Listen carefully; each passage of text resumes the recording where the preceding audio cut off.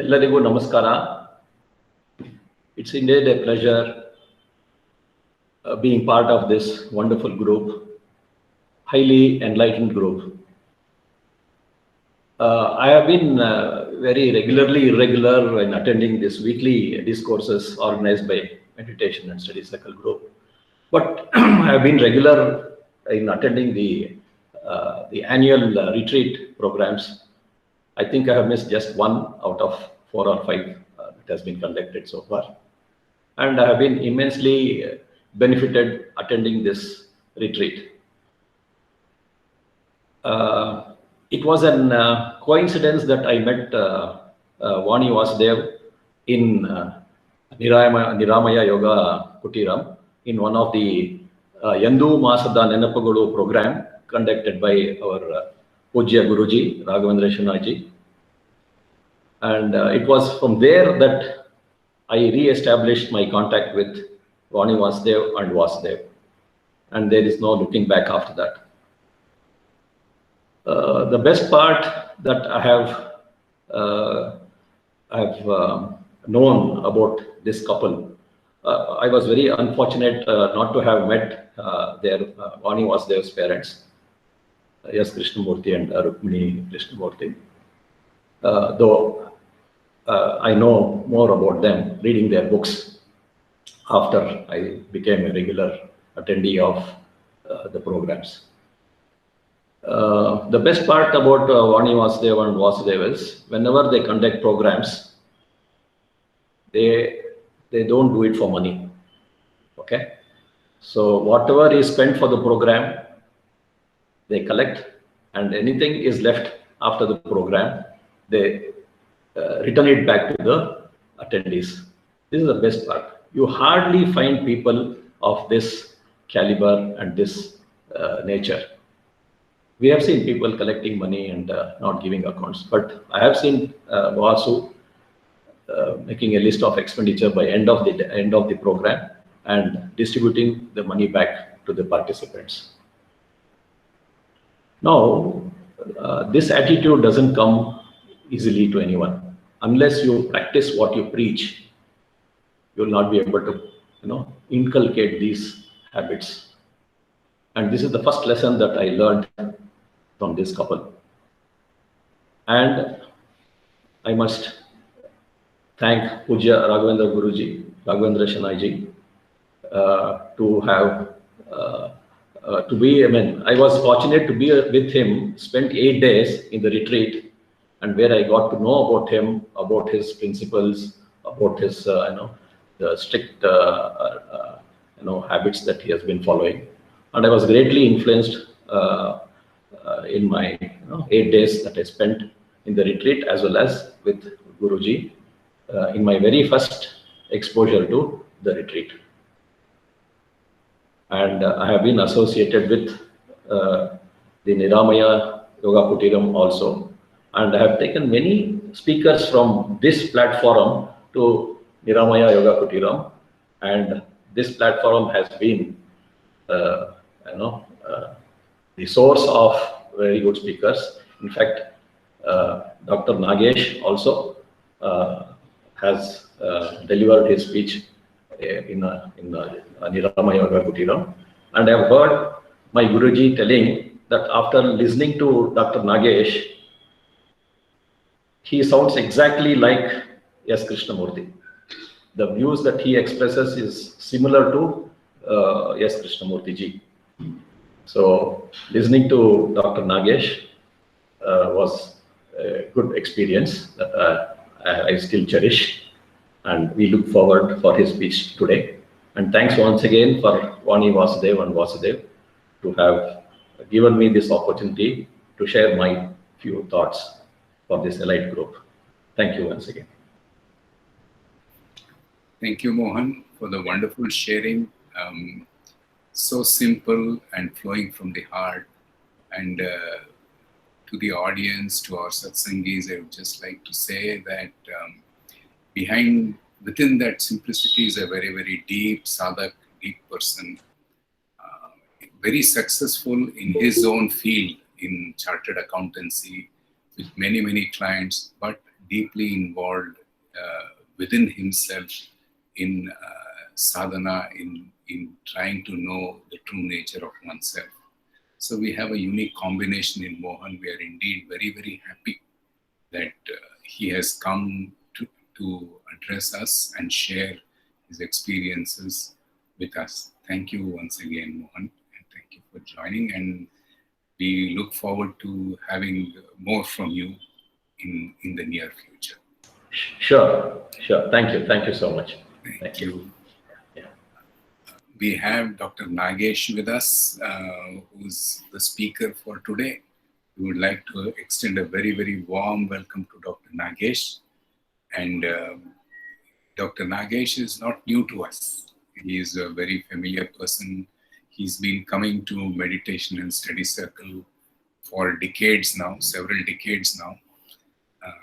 I have seen him, coming to the house, talking to Vani's parents right from that time. So apart from listening to his talks, I've seen him as how wonderful a person he is.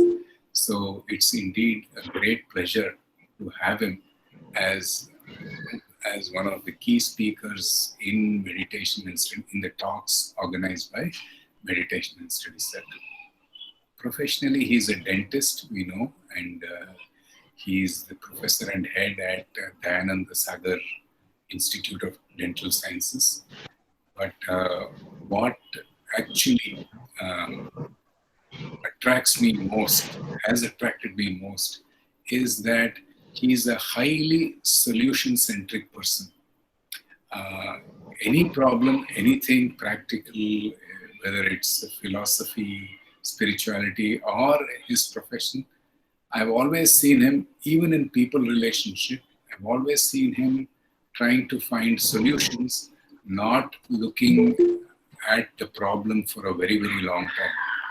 With a quick glance, he is able to assess the problem and switch to the solution. That is a unique quality that I have been mesmerized with Dr. Nagesh. Even Dr. Nagesh is very, very popular in his profession. He's wanted by many, many dental colleges and institutes. He started the Davangere College, and then he was instrumental in bringing it up in dentistry. Then he went to Bareilly, and he started a college there. They invited him to start and put up systems and procedures and run the institute. After doing it for several years, he handed it over after it became self-sufficient.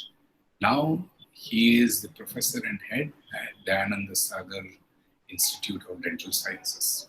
So he's in great demand professionally also. And if you look at his schedule, in a month, he will have at least about 12 to 15 days of medical seminars, workshops, and conferences. Either he is organizing or he is speaking at one. A very, very thorough, research-oriented person in medical field. He's published a lot of papers in medical field, and such a unique blend of medical science and spirituality. He's also a national lecturer at the Theosophical Society, touring all over Karnataka and all parts of India as well, talking on various topics of spirituality. Almost every month, Dr. Nagesh's talk is there at the Bangalore Center for Theosophy, and we are indeed very, very happy to invite him together today, and his wife, Jyoti Nagesh, to be with us. And today's topic is another interesting topic, the meaning of surrender. Wonderful topic we have. I would request Dr. Nagesh to take over the dais and deliver his words of wisdom on the topic, the meaning of surrender. Dr. Nagesh. Thank you. Am I audible? Thank you. Am I audible? Yes, you are audible. We can hear you.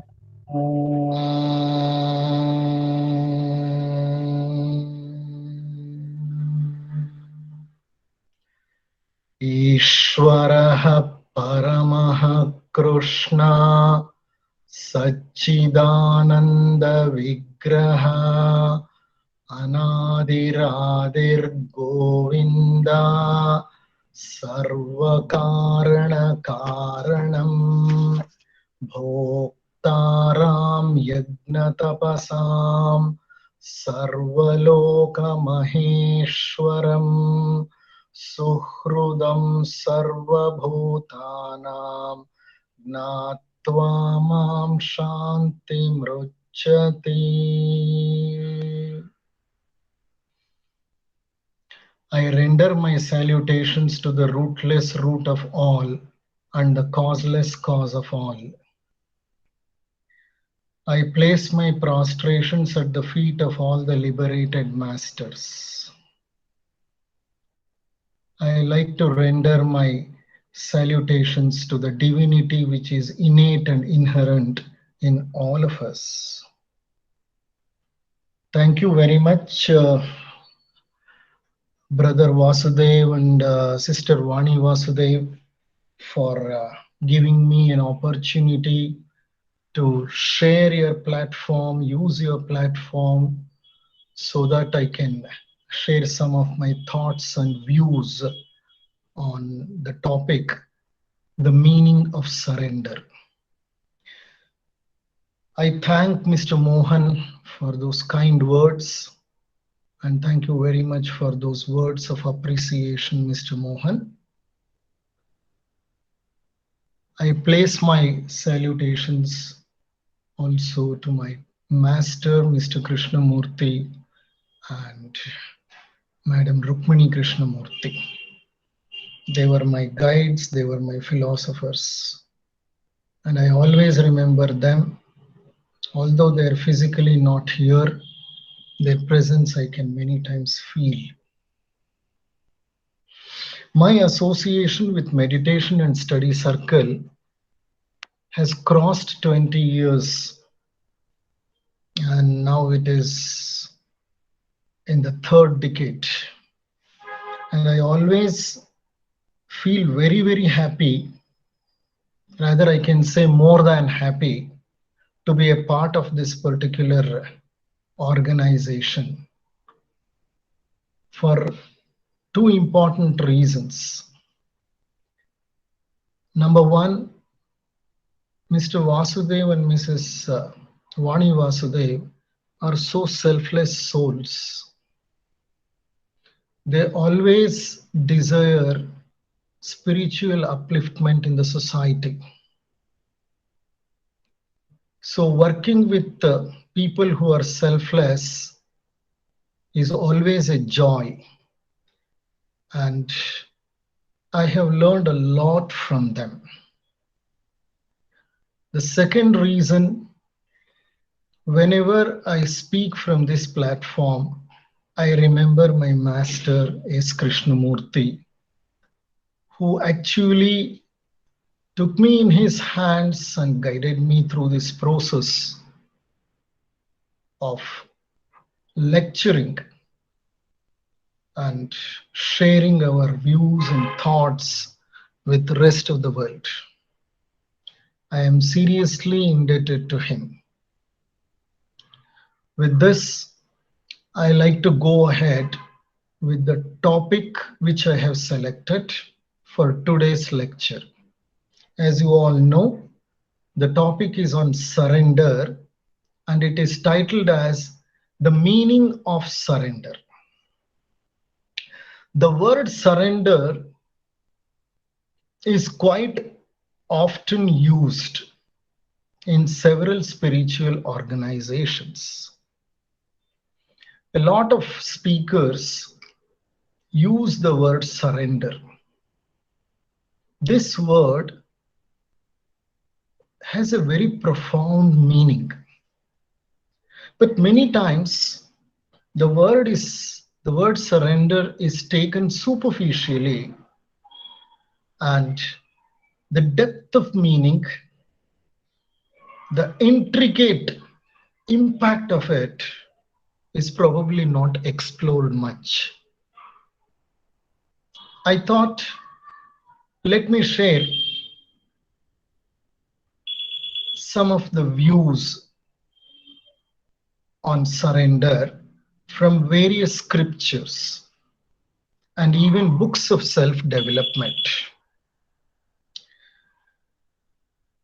In 18th chapter of Bhagavad Gita, there is a wonderful shloka, the 66th shloka. Bhagavad Gita is such a great scripture which talks about the way one has to live his or her life. There is so much science in Bhagavad Gita, so much philosophy in Bhagavad Gita, and so much spirituality in Bhagavad Gita. Bhagavad Gita is a fine blend of spirituality, philosophy, and science. It's a wonderful science of psychology. How Krishna teaches Arjuna to do what he is supposed to do at that particular point of time when he is greatly in confusion. In Bhagavad Gita, 18th chapter is the concluding chapter. It is called as Moksha Sannyasa Yoga. In that chapter, there is a very beautiful verse on surrender or Sharanagata Sthiti. Let me share that particular shloka with you. Many of you are aware of it. It's not something new to you people. It's just to remind you. Sarva dharman parityajya mamekam sharanam vraja. Aham tvam sarva papebhyo mokshayishyami masuchaha. Sarva dharman parityajya mamekam sharanam vraja. Lord Krishna gives his concluding call to Arjuna, and Arjuna is in lot of despair, lot of confusion, and he is very, very sorrowful because he has to fight with his own blood relatives in the battle and supposed to kill them, which he is hesitating and he doesn't want. But he is in the battleground, the battle is decided, and it is supposed to begin. And as a Kshatriya, it is his duty to engage himself in the battle.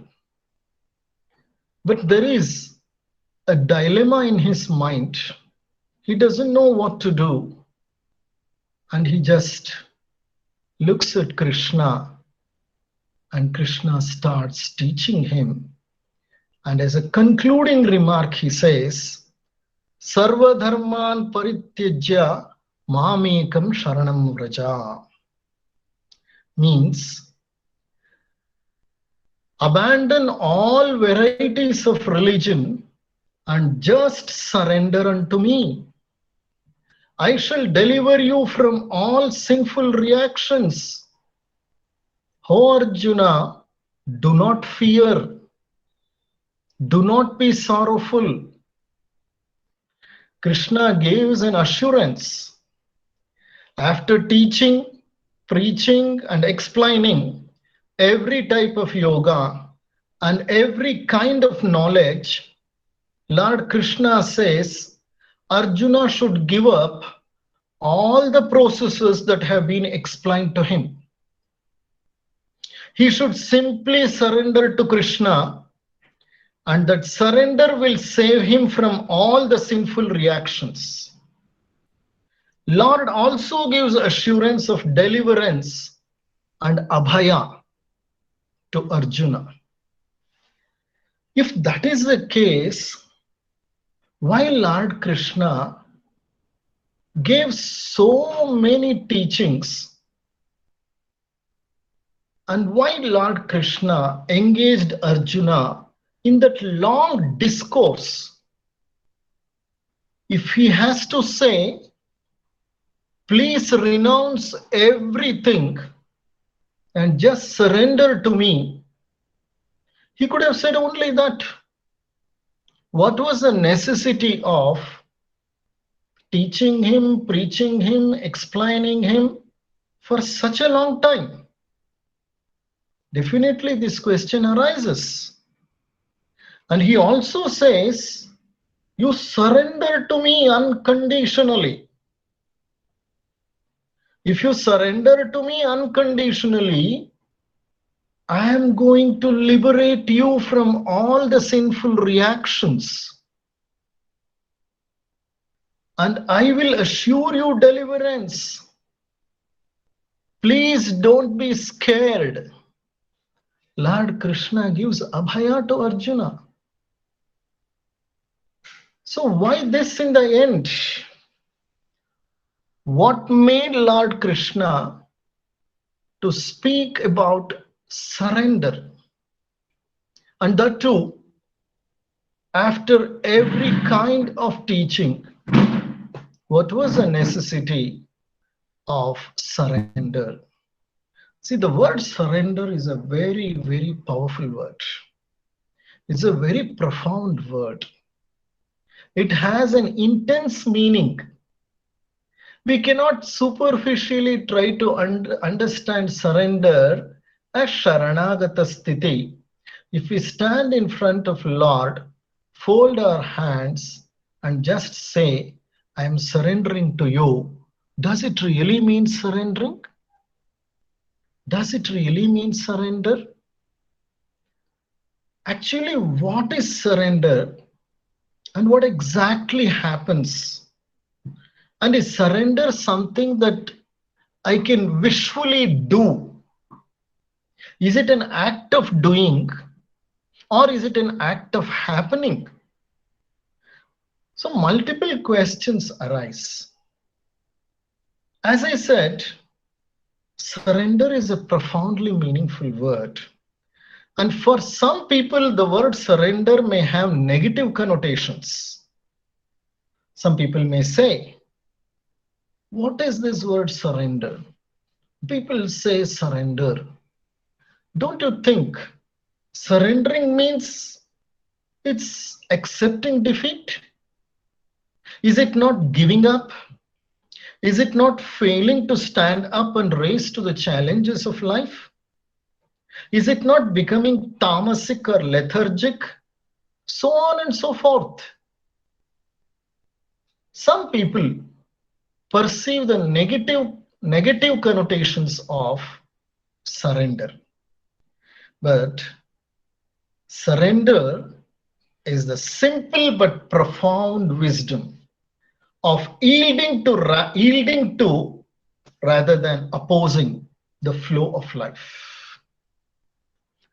Surrender is definitely not a word which carries negative meaning. It's neither giving up nor accepting things lamely, nor taking things on the face value, nor consenting that I have been defeated. Definitely it does not mean that. Surrender doesn't mean anything which is negative. It is a profound wisdom of people when they yield to rather than opposing the flow of life. See, life is an incessant flow and it flows through us, within us and without us. Whenever we try to resist the flow of life, definitely we create a turbulence.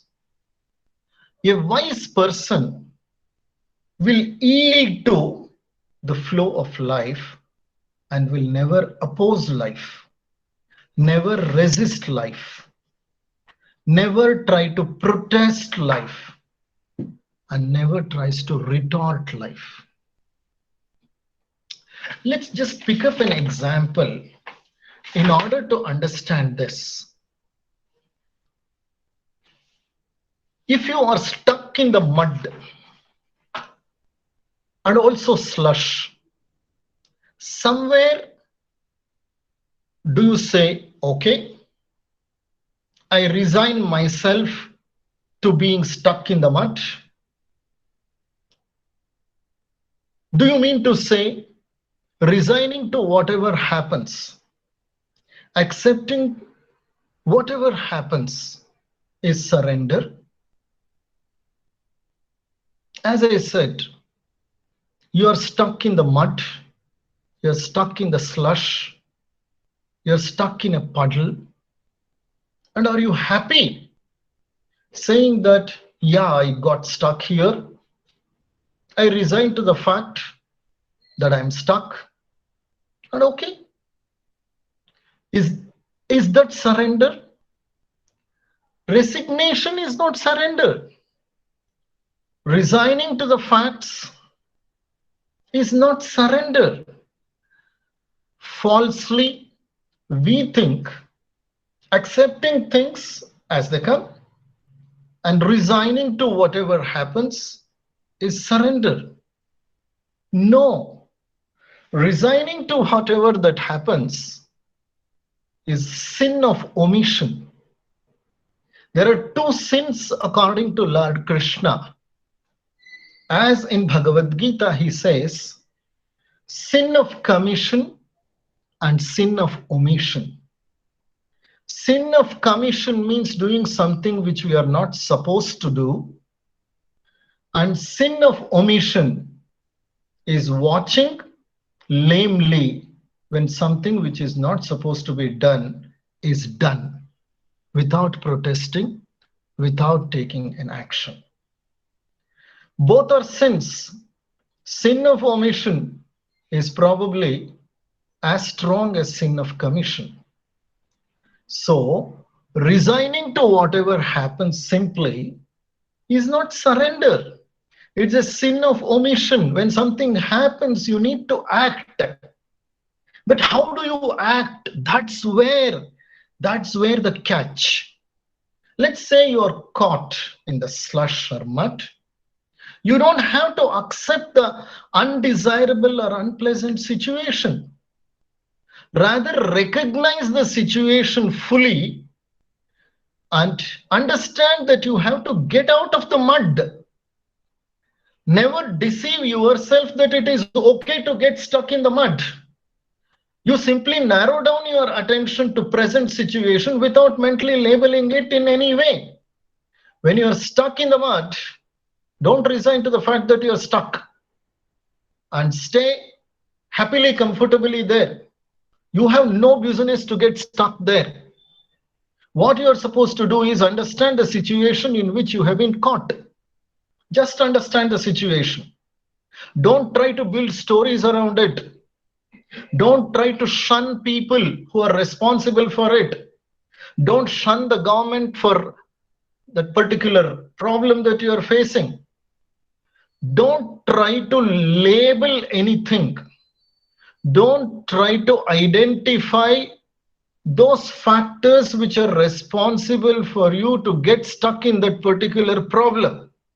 That's not the time to analyze. That is the time where you have to experience the present. Yes, I am stuck now. And what am I supposed to do? When you come to the present, when you align yourself to the present situation, and when you totally focus on what is, not what was, or not what would be. When your attention is completely focused on the present, probably the solution appears to you and the situation is understood by you very clearly. That means to say, you are not labeling the situation and you are not judging the situation. You do not want to judge the now or the present situation. No resistance, no emotional negativity. You accept the isness of the moment. Isness of the moment means the reality of the moment. Without blaming anybody, without pointing fingers at anybody, without criticizing anybody, without analyzing the situation too much, without getting into the past, without looking at the future, just being with the present. That beingness brings you to the current situation. You accept the isness of the moment, then you take every action to get out of the mud or situation. That is positive action. If you judge the now by relating it to several things, mostly from past or from future, and start cribbing, raising your temper, becoming anxious, then your action becomes negative. So please be careful.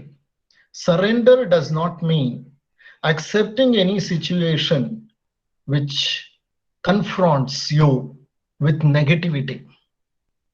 Surrender means accepting the situation as it is, for what it is, and being with the situation and perfectly aligning to the current scenario or situation without any judgment. Unconditionally accepting the situation is surrender. How many times we do engage in such a positive action? We invariably keep pointing our fingers at the rest of the world. We keep criticizing. We keep blaming everybody. The moment you get into negativity, the moment negative vibes begin, it's not an act of surrender. You can do this probably. All this you can do, but not at that particular moment. At that particular moment, when you experience the situation as it is, how it is, where it is, without any kind of negativity, it amounts to surrender. Until you achieve the desired result, refrain from labeling the now and practice surrender. The very term practice surrender, although I'm using it, basically I wanted to imply something to you, is not correct. You cannot practice surrender. Surrender is something which happens on its own. You can just prepare yourself, but you cannot practice it. How can you practice it? It's impossible to practice. For that matter, even meditation is not something you can practice. It is something that happens. When the meditator is ready, meditation happens. You cannot induce it. You cannot compel to meditate. Similarly, you cannot practice surrender. Surrender is such a beautiful act which actually requires a lot of presence of mind. If you present in every moment of your life, if you experience every moment of your life, if you live moment to moment, second to second, day to day, hour to hour, surrender becomes a part of your life. Please remember, the only place where one can experience life is the now. Now or the present is the only place where any person can experience life. No one can live in the past. We lived in the past. It is not we live in the past. Neither we live in the future.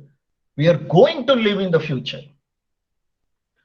Living is an act which is experienced only in the present. So surrender is to accept the present moment unconditionally and without any reservations. It is to renounce the inner resistance to what is. What is the truth. What is the truth. ಏನ್ ಇದೆಯೋ ಅದು ಸತ್ಯ. ಅದನ್ನೇ ನಾವು ಸತ್ ಅಂತ ಹೇಳೋದು. And without any resistance, if you just accept the sat or the truth, that is a surrender.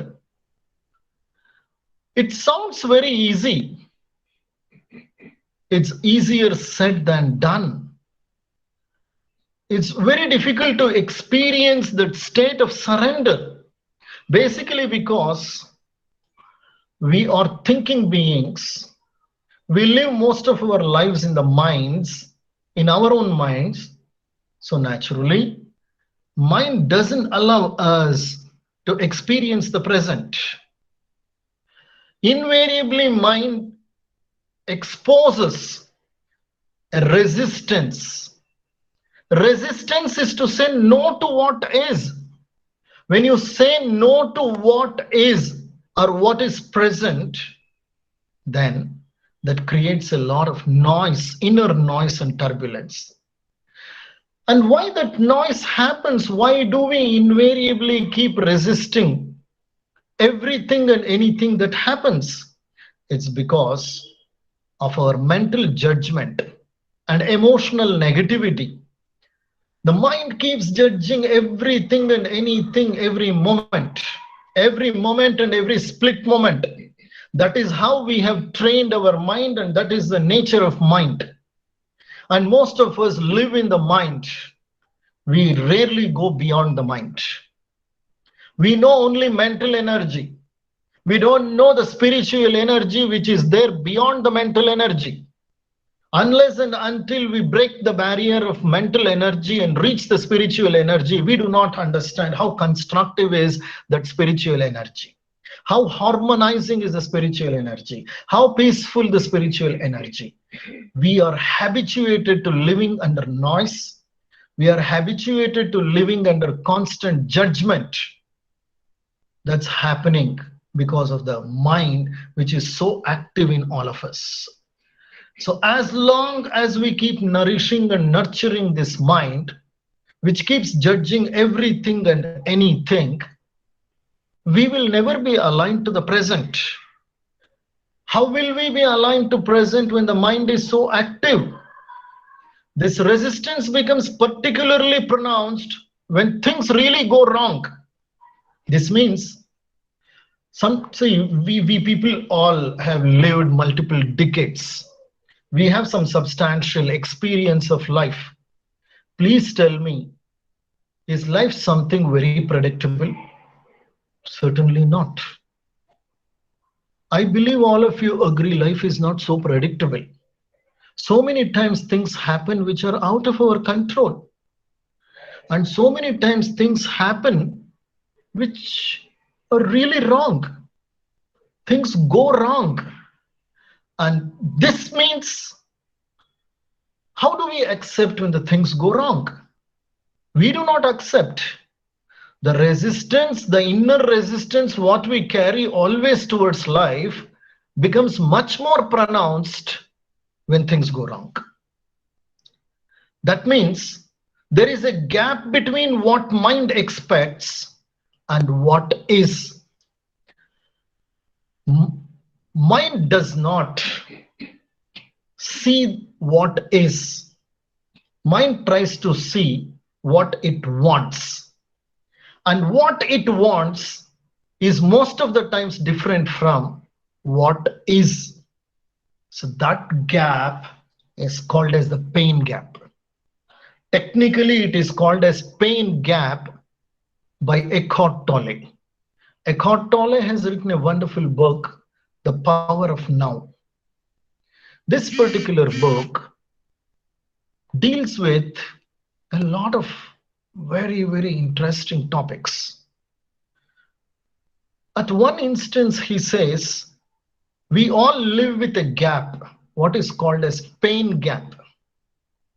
And he also says one another gap that's called integrity gap.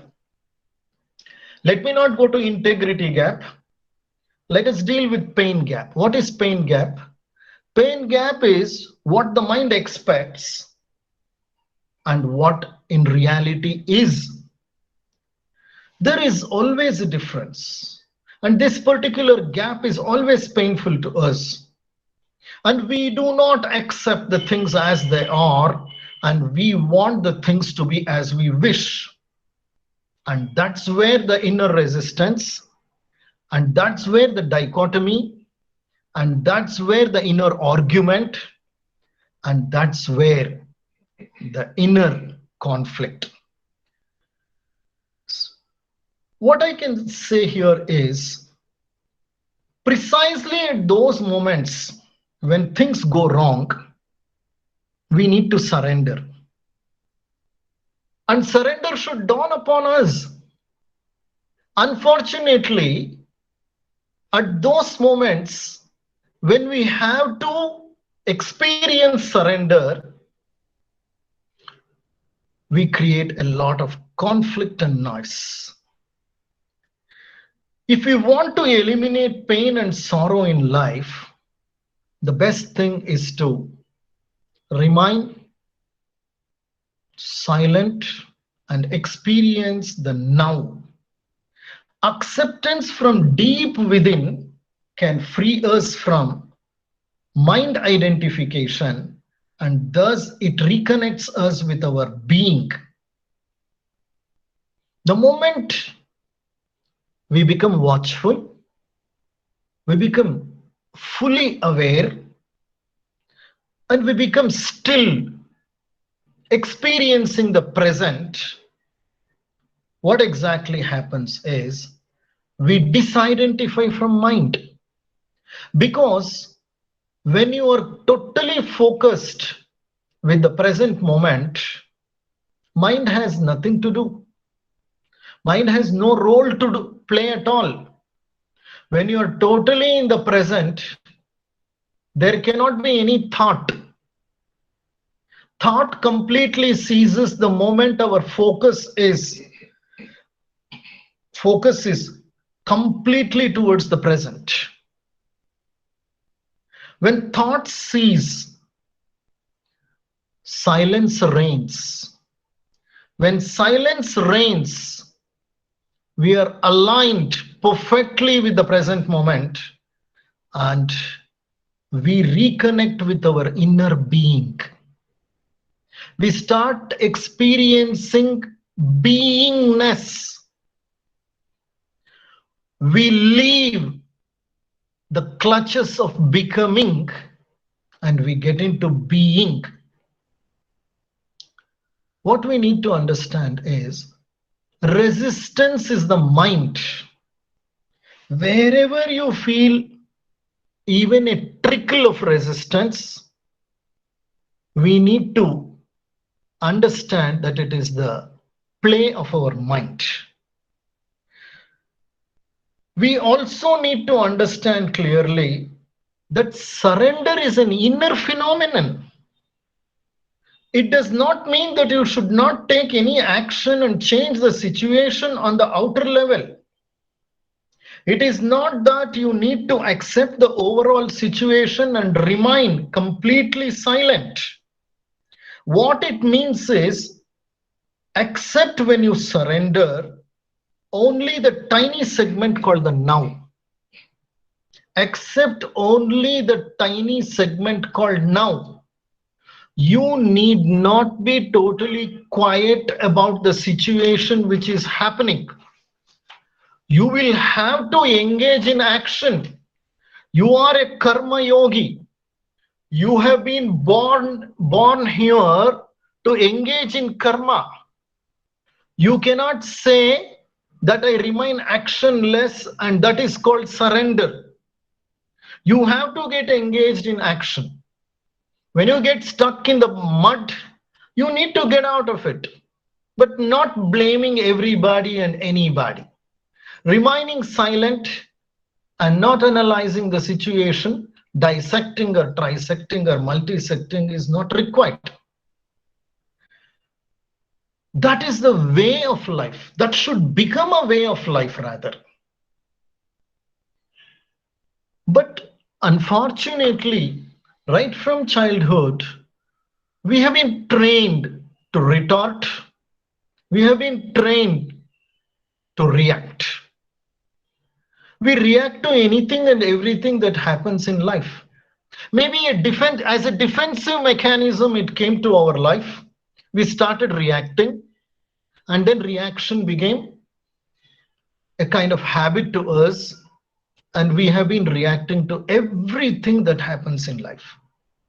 The sign of a mature person is that he does not react to everything. For many things, he remains silent. Absolutely no reaction. That is the first sign of maturity in a person. Whereas reacting to everything means we are not surrendering. We do not know what is surrender, first of all. Non-surrender hardens our shell of ego and it creates a strong sense of separation. The more I resist surrender, the more the shell of my ego hardens. The more it hardens, the difficult it is to dissolve. You know very well the major problem of us is the kind of thick ego shell that we have created over a period of time. We identify with anything and everything that happens basically because we are egocentric. It is nothing but the play of ego. Unless until ego dissolves, we start disidentifying ourselves from anything and everything that happens. We cannot rest in the current or in the present. We come to think that everything around us is threatening, basically because the ego shell is hardened. It's so hardened, we start taking everything personal. When we start taking everything personal, we feel that this world is a threatening place. And we try to develop unconscious compulsion to destroy others. Basically because when everything becomes threatening, our instinct of destruction or destroyal, whatever you call, starts rising up. And in this process, unconsciously, we develop a compulsion to destroy the others. And that's how psychopaths arise in the world. When this goes to an extreme level, where the whole world is experienced as a threatening place, and when I perceive everybody is after me, and everybody is trying to degrade me, demean me, kill me, then what happens? My destroyal instinct becomes very strong. Not only our ego gets hardened, even the physical body becomes hard and rigid because of the psychological resistance that we have developed over a period of time. See, whatever happens in the mind always gets expressed in the body. And what happens to the body will have an impact on our mind, because mind and body are two entities, but with wonderful interconnection. In reality, it's better not to call two entities. They are two faces of same coin. The sublime body, the sublime physical body is the mind. The solidified mind is the physical body. This is why we call mind-body medicine. And mind-body medicine wonderfully explains whatever happens to the psychological form of us will definitely manifest in the physical body.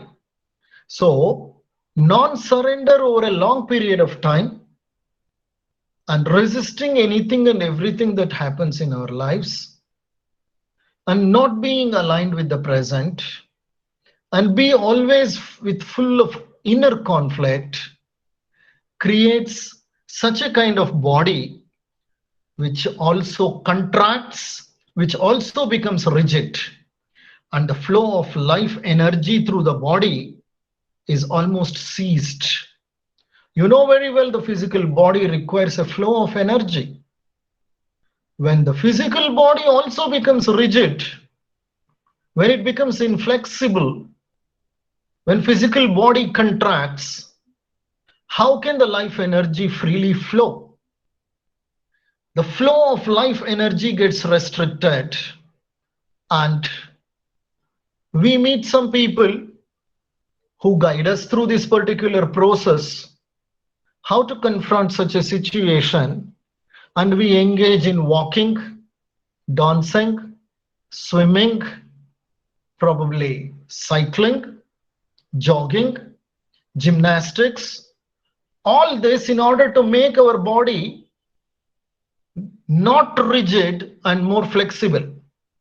Yes, when you exercise, when you engage in gymnastics, the body becomes definitely flexible, but it's for a transient period.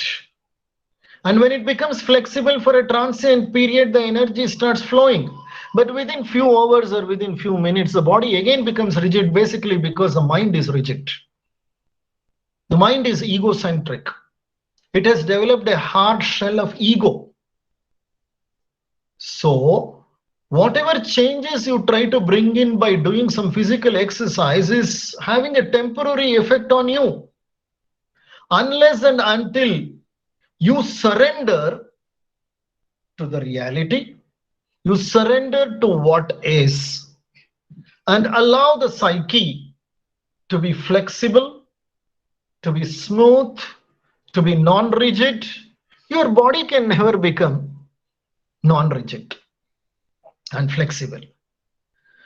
There is something within you that always remains unaffected by all the transient circumstances of life. Yes, the body undergoes a lot of changes, and the mind undergoes a lot of changes. But behind all the changes which are occurring in the body and mind, there is something in us which doesn't get changed, that remains stable. What is that which remains stable and remains unaffected? It is probably the spirit, the soul, or the dimension which is beyond the body and mind. That particular dimension always remains unaffected. And this particular dimension in us, what we call the no self or the higher self, is something which is a reality existing within us. And for several births, this self of us is traveling through several mental bodies and several physical bodies. It's only through surrender one can have a direct contact with that spirit. Surrender is the best tool to get connected to our being. We cannot connect to our being unless until we surrender. And the surrender is something which does not happen forcefully, which does not happen out of your practice. You can at best prepare yourself to receive surrender, and surrender just happens at that particular point of time. One important thing to understand is surrender is perfectly compatible with taking action, initiating change, or achieving goals. In the state of surrender, a totally different energy, an energy of a different quality flows into our being. Basically, because when we surrender, we get connected to our being. Through surrender, the product that comes out would be of high quality. It is called surrendered action. There is a beautiful term coined called surrendered action. So that means to say, the process of surrender involves action, but it is actionless action, effortless effort. Surrender is not inaction. It is not passive. It is not negative. It is not lamely accepting things and remaining lethargic. This is what Lord Krishna said to Arjuna. Oh Arjuna, don't get so much confused and stay away from this battle. You need to engage in an action. You are called to perform an action. Totally be attentive in your action and don't blame anybody. Don't blame Dharmaraja for playing dice. Don't blame Bhimasena. Don't blame Dhritarashtra. Don't blame Shakuni. Don't blame Duryodhana. There is no blame game here. Stop all that nonsense. All that what happened is happened. And at this point of time, when you are called to perform an action, be out of the clutches of past and neither think what is going to happen in the battle and whether we are going to win this or whether we are going to fail to win this. What happens to our lives? What happens to others' lives? You are nobody to think about it. Your work is to perform what you are supposed to perform. Engage in the immediate action. That's what is surrender. That's what Lord Krishna wonderfully preached. Wonderfully preached Arjuna. With this, Dr. Jyoti is going to sing a song,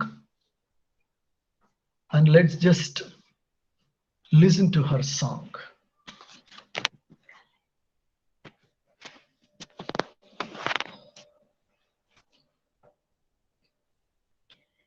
ಶಿವನಾಗು ಭವನಾಗು ಹರನಾಗು ಮಾನವ ಶಿವನ ಗುಣಗಳ ಪಡೆದು ಪರಮ ಶಿವನೀನಾಗು ಶಿವನಾಗು ಭವನಾಗು ಹರನಾಗು ಮಾನವ ನೀ ಶಿವನು ಆಗದಿರೆ ಶಿವನೆಂತು ಕಾಂಬನೈ ನೀ ಶಿವನು ಆದೋಡೆ ಶಿವನೋಡಿ ಬಪ್ಪನು ಶಿವನಾಗು ಭವನಾಗು ಹರನಾಗು ಮಾನವ ಒಳಗಣ್ಣ ತೆರೆದು ಮೂಕಣ್ಣನಾಗು ಜಗದ ಹಂಗನು ಸುಟ್ಟು ಬೂದಿಧರ ನೀನಾಗು ಒಳಗಣ್ಣ ತೆರೆದು ಮೂಕಣ್ಣನಾಗು ಜಗದ ಹಂಗನು ಸುಟ್ಟು ಬೂದಿಧರ ನೀನಾಗು ಜ್ಞಾನಗಂಗೆಯ ಧರಿಸಿ ನುಡಿಗಂಗನಾಗೋ ಶಾಂತಿ ಮುದ್ರೆಯ ವಹಿಸಿ ಶಶಿಧರನೆ ನೀನಾಗು ಶಿವನಾಗು ಭವನಾಗು ಹರನಾಗು ಮಾನವ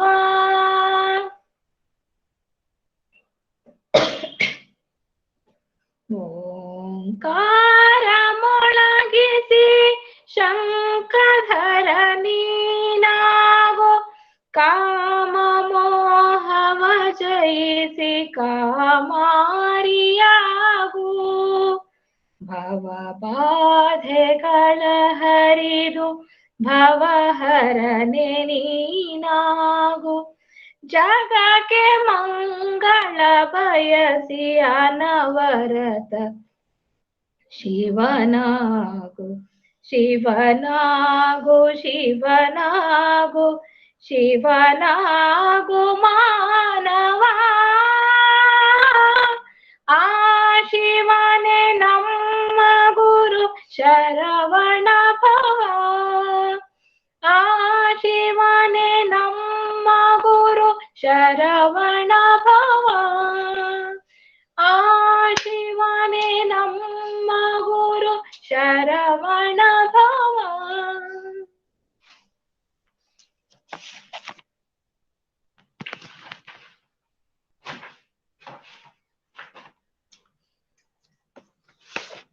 To become Shiva, Shiva is nothing but the soul inside. The soul is the Shiva. The vital energy is the Vishnu. The matter in the body is Brahma. So the Trinity is within us. I repeat, the matter of the body is Brahma. The vital energy flowing through us is Lord Vishnu. And the spirit or the soul residing within us is the Shiva. So each one of us is a Shiva. That is why when Shiva leaves us after the death, we are called Shava. As long as we are alive, each one of us is Shiva.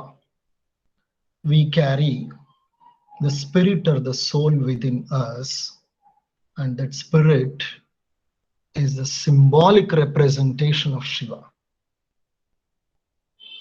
And to become Shiva, rather to be Shiva, we need to actually experience surrender. I am reminded of a write-up from Osho. I'll just read this write-up. And quite often Osho's writings have left a very strong impression on me. I'm more interested in his writings. He provides so many insights which are very much required for spiritual life. He says, nothing in life is sure except death. Otherwise, life is another name for insecurity. When this is realized, the desire for security simply vanishes. To accept insecurity is to become free of it. So beautifully, he is placing the fact that if you accept something wholeheartedly, you become free of it. Nothing in life is secured. Nothing in life is certain except death, which is certain. Otherwise, life is another name for insecurity, uncertainty. When this is realized, when this we understand clearly, the desire for security simply vanishes. To accept insecurity is to become free of it. Uncertainty will stay in the mind because that is its nature. Mind's nature is uncertainty, insecurity, because mind breeds on these two things. As long as we are uncertain, as long as we are insecure, the entity called mind continues to stay with us. Please remember, you are not the mind. So where is the problem of the mind? When you realize that you are not the mind, where is the problem of the mind? That realizing that I am not the mind is the crux of the problem. However much we listen to satsangs, we engage in satsangs, we engage in swadhyay, shravana, manana, nididhyasan, we don't realize it. We equate ourselves with the mind.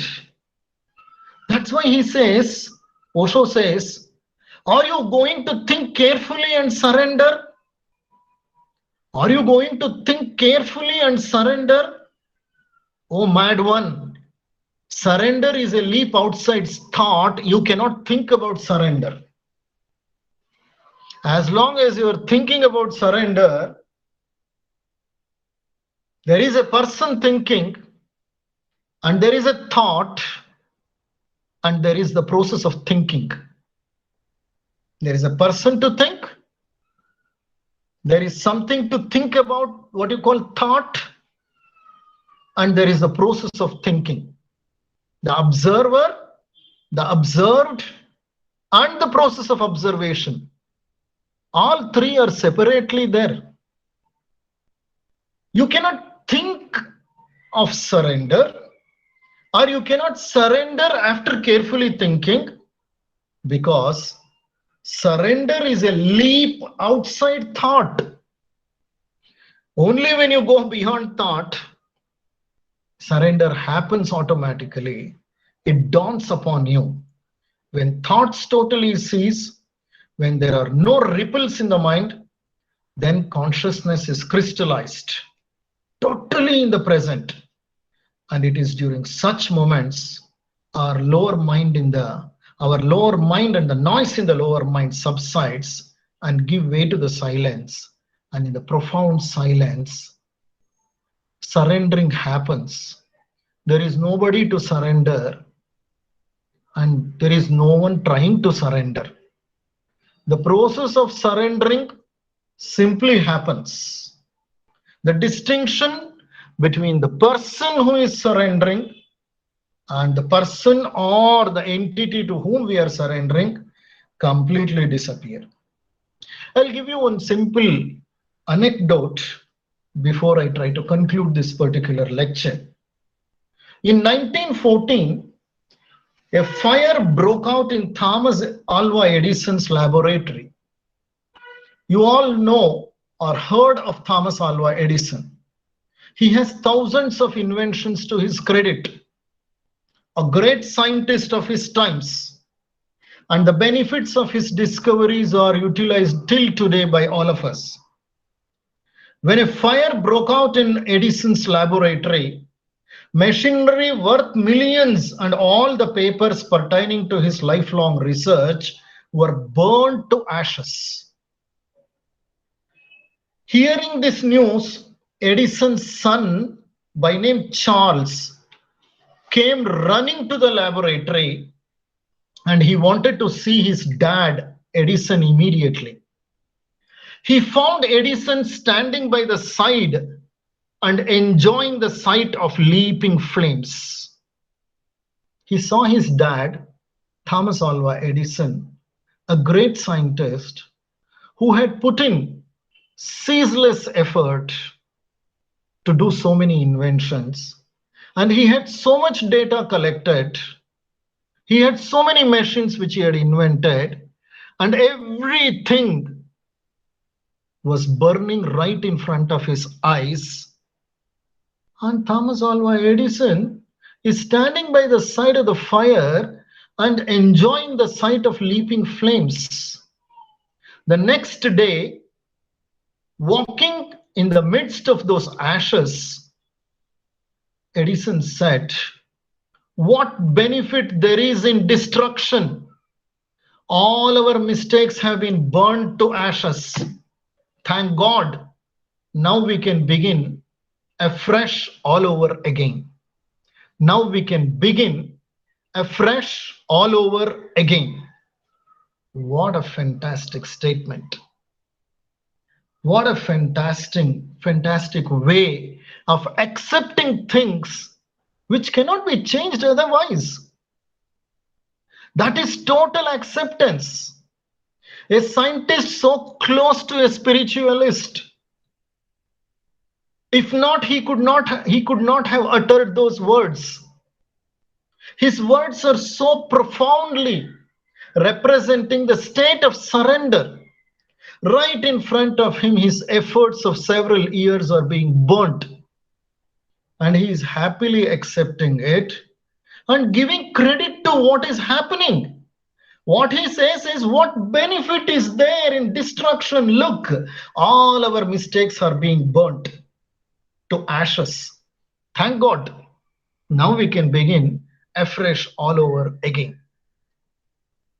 So, this is not a negative approach to what has happened. This is a positive approach. He has accepted everything that happened there without blaming anybody and everybody. He just accepted it. And what is supposed to be done? Let's engage in fresh action. Go ahead with our further research. Turn a blind eye to whatever happened. Make good for whatever loss that has happened. That is surrender. Basically, can we think about surrender and then surrender? Don't think about surrender at all, because that which thinks about it is the only barrier. That which thinks about surrender is the only barrier, and therefore no one can surrender at all if they are thinking. Because thinking is not doing at all. Surrender is not doing at all. Surrender happens. You cannot go to it, it comes to you. And any effort on your part will hinder its coming. So then what am I supposed to do?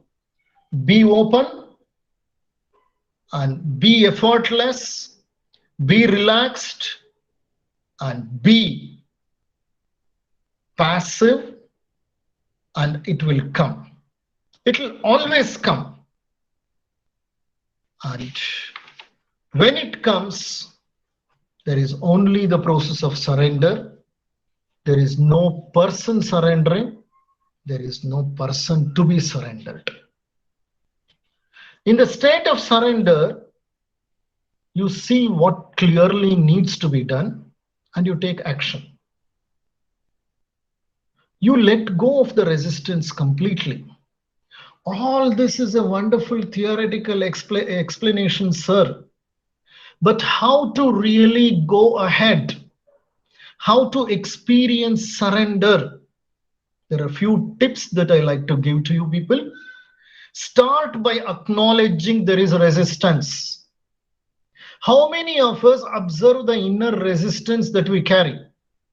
We carry resistance to people, resistance to conditions, resistance to situations, resistance to several things that happen in our life, resistance to our destiny. We resist almost anything and everything because we have our own plans and things do not happen according to our plans. Immediate thing that happens is a conflict rises and there is an inner resistance. And we don't see that resistance which is rising. Unless we become sensitive to what is happening within us, we cannot catch ourselves red hand. So the first and the foremost thing is, start by acknowledging there is an inner resistance whenever the resistance rises. Observe simply how the mind creates resistance and how it labels the situation. When you simply observe what is happening inside, your awareness becomes sharp. As awareness becomes sharp, you are not taking sides.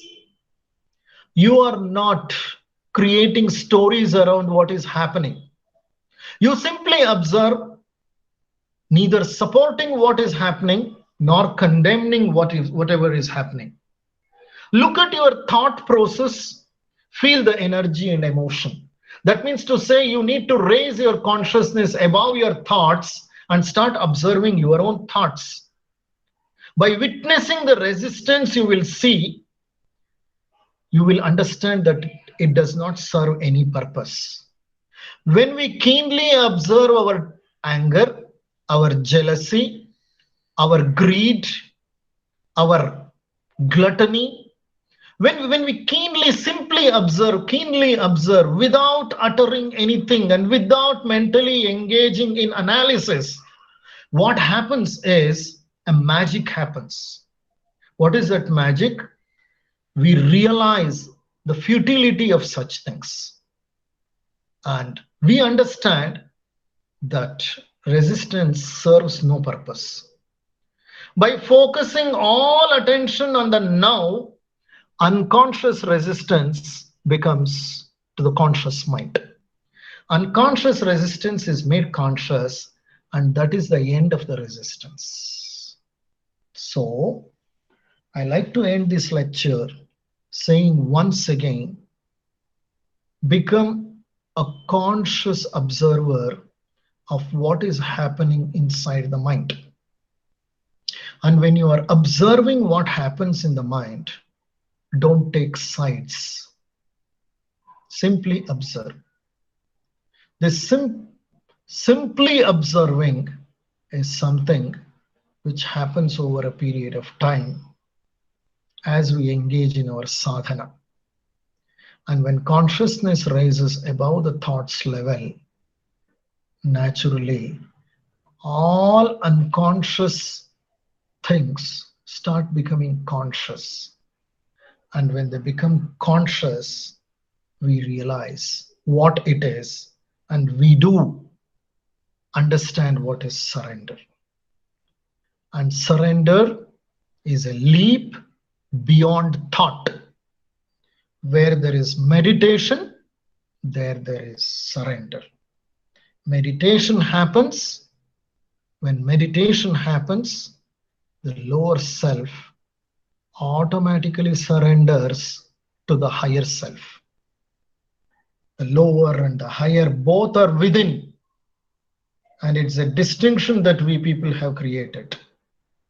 As sadhana continues, the duality disappears, Dvaita disappears, and we get into Advaita, and that is a precise moment when we would have surrendered, and the process of surrendering would have happened even without your knowledge.